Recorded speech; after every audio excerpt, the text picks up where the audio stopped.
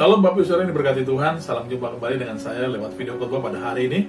Kita bersyukur tentunya atas anugerah dan pertolongan Tuhan, kita boleh bertemu kembali pada hari ini. Baik, sebelum kita dengar firman Tuhan, kita mau berdoa lebih dulu.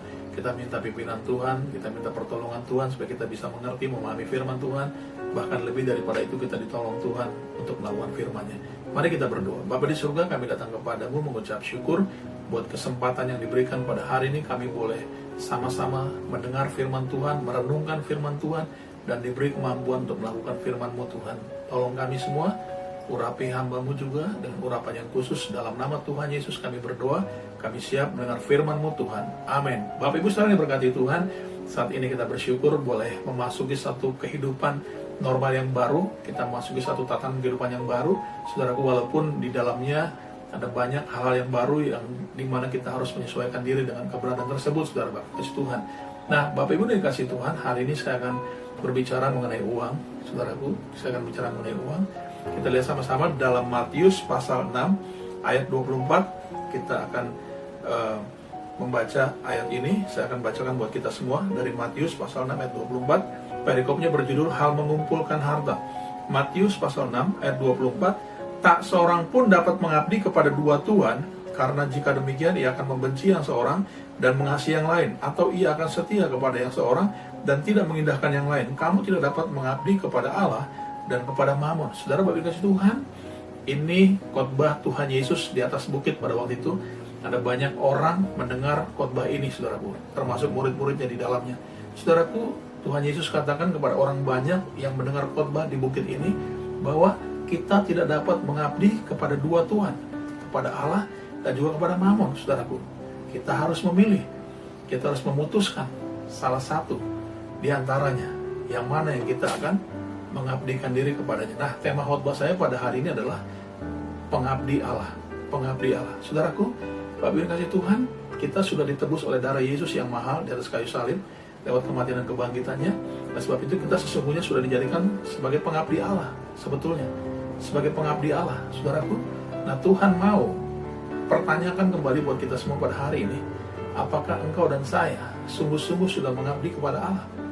Kita adalah pengabdi Allah, saudaraku. Nah, kita lihat di sini bahwa ini hal yang sangat penting, hal yang sangat serius. Saudaraku, di sini kata Mammon di dalam kamus Alkitab diartikan sebagai harta benda dan kekayaan. Atau dalam bahasa Inggris lebih jelas, Alkitab dalam versi bahasa Inggris ditulis dengan kata money, yang artinya uang. Mammon tersebut ditulis dengan kata money, yang artinya uang, saudaraku. Nah, saudara Bapak kasih Tuhan, uang di sini sebagai suatu alat penukar dalam kehidupan manusia. Uang sangat dibutuhkan oleh setiap kita, karena di dalamnya uang dipakai sebagai alat pemenuh kebutuhan hidup kita.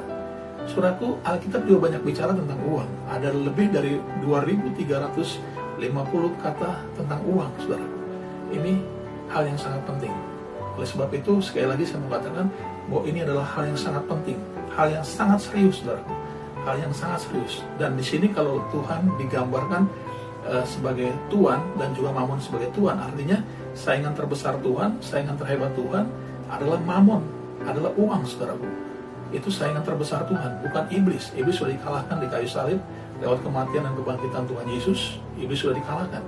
Dan juga Tuhan Yesus tidak diperbandingkan sejajar sama dengan para tokoh-tokoh Alkitab yang lain, tapi di sini dengan Mammon, saudaraku. Itu artinya Mammon yang adalah uang punya peranan penting, punya hal yang sangat mempengaruhi kehidupan setiap orang, saudaraku. Nah, oleh sebab itu kita perlu berhati-hati hari ini kalau kita ada di situasi pandemi COVID-19 yang sangat sulit mungkin, atau cukup sulit buat sebagian orang atau kebanyakan kita, saudaraku. Ya, karena hari-hari ini kita melihat situasi ekonomi dunia sedang terguncang. Beberapa negara mengalami kehidupan ekonomi yang sangat berpengaruh dengan adanya wabah COVID-19 ini, saudaraku, pandemi COVID-19 ini.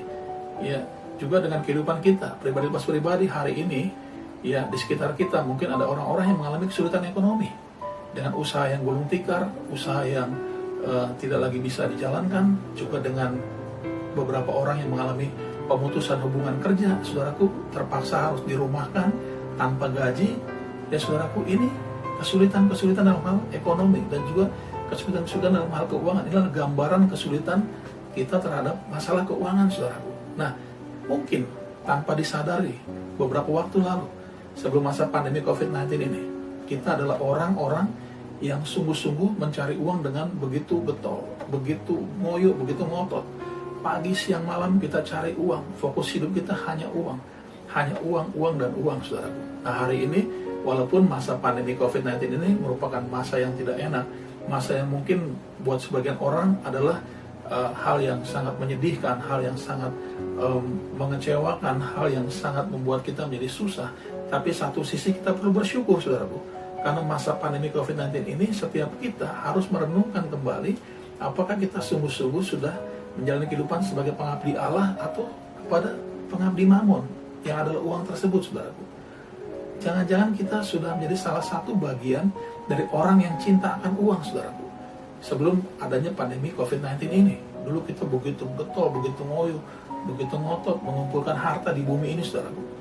Ya, cari uang yang banyak, hampir setiap hari hidup kita, fokus kita arahkan kepada uang, uang dan uang, sampai lupa beribadah, sampai lupa Tuhan, saudaraku.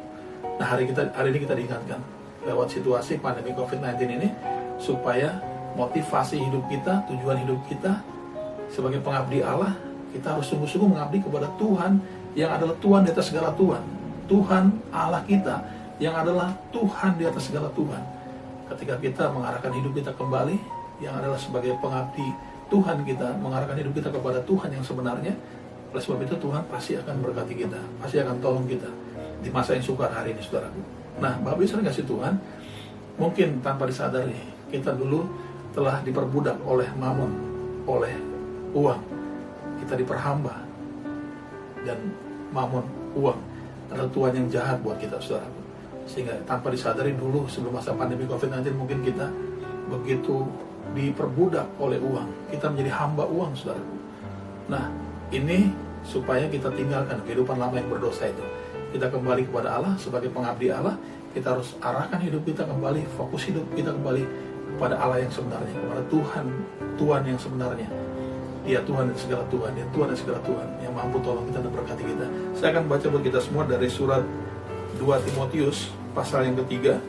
2 Timotius pasal yang ketiga ayat 1 dan 2. Perikopnya berjudul keadaan manusia pada akhir zaman. Ketahuilah bahwa pada hari-hari terakhir akan datang masa yang sukar. Manusia akan mencintai dirinya sendiri dan menjadi hamba uang. Saudaraku, sudah dikatakan dalam surat Timotius bahwa pada akhir zaman, saudaraku, keadaan manusia akan mencintai dirinya sendiri. Ya, akan datang masa yang sukar seperti hari ini yang kita alami. Kita ada di situasi keadaan yang sulit, yang sukar. Orang akan mencintai dirinya sendiri dan menjadi hamba uang. Saudaraku, hati-hati. Hari ini kita diingatkan melalui khotbah Yesus di bukit bahwa kita tidak bisa mengabdi kepada dua Tuhan, satu kepada Allah dan juga kepada mamon. So, kita akan mengasihi yang satu dan mengindahkan yang satu, atau tidak mengindahkan yang lain, mengasihi yang satu atau tidak mengasihi yang lain. Kita harus pilih, saudaraku. Hari ini di tengah masa situasi pandemi COVID-19, kita diberi kesempatan kembali untuk memilih, saudaraku, kepada siapa kita mengabdi. Sebagai pengabdi Allah tentunya kita harus pilih mengabdi kepada Allah, kepada Tuhan Yesus yang sebenarnya, yang adalah Tuhan dan segala Tuhan, Tuhan segala Tuhan. Dia pasti tolong kita dan berkati kita. Bahaya sekali kalau hari ini kita masih belum bertobat.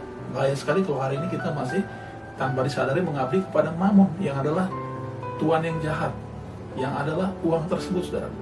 Hidup kita diperbudak oleh uang, menjadi hamba uang. Saya akan baca sama-sama di dalam 1 Timotius pasal 6 ayat yang 10. 1 Timotius pasal 6 ayat 10. Saya akan baca buat kita semua. Karena akar segala kejahatan ialah cinta uang, sebab oleh memburu uanglah beberapa orang telah menyimpang dari iman dan menyiksa dirinya berbagai macam duka. Saudaraku, karena memburu uanglah sebagian orang telah menyimpang dari imannya,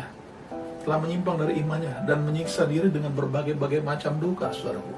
Nah, hati-hati kalau kita nggak bertobat hari ini, kita nggak tinggalkan kehidupan lama kita yang berdosa, di mana kita diperbudak oleh uang, kita menjadi hamba uang. Hari ini, saudaraku, kita harus putuskan bahwa kita sebenarnya adalah pengabdi Allah yang harus mengabdi kepada Tuhan Allah kita, kepada Yesus Kristus yang sudah menyelamatkan kita, sehingga akhirnya Tuhan berkenan kepada kita dan Tuhan tolong kita, Tuhan berkati kita semua. Saudaraku, karena akar segala kejahatan cintakan uang. Kalau dulu kita waktu diperbudak sama uang, kita menjadi hamba uang, kita mencintai uang, saudaraku. Hari ini kita mencintai Tuhan kita Yesus. Kita melayani Tuhan Yesus, bukan melayani mamon. Kalau dulu kita sebagai hamba mamon, sebagai hamba uang, kita melayani mamon yang adalah Tuhan kita yang jahat. Tapi hari ini kita harus putuskan di tengah masa pandemi COVID-19, ialah seluruh hidup kita boleh berubah. Kita kembali kepada Tuhan, kita mengabdi kepada Tuhan yang sesungguhnya sumber segala berkat, yang akan tolong kita dan mencukupkan segala kebutuhan kita. Tuhan Yesus pasti tolong kita dan berkati kita semua. Kita akan berdoa.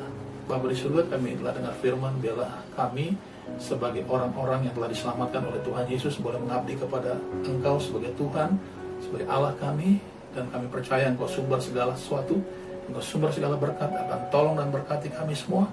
Dan ampuni kami kalau selama ini mungkin tanpa disadari kami telah mengabdi kepada mamon, kami telah mengabdi kepada uang yang adalah mamon. Oleh sebab itu ampuni kami, hari ini kami diingatkan di masa pandemi COVID-19 ini kami dikembalikan hidup kami, hati kami, pikiran kami, pengabdian kami itu kepada Tuhan yang sesungguhnya, Tuhan Yesus yang mempunyai segala sesuatu. Biarlah Tuhan tolong kami semua, berkati kami semua. Kami telah dengar firman Tuhan, kami boleh melakukan dan pertolongan-Mu Tuhan Yesus. Dalam nama Yesus kami berdoa. Amin. Shalom Bapak Ibu kasih Tuhan. Tuhan berkati kita semua. Puji Tuhan. Haleluya. Amin.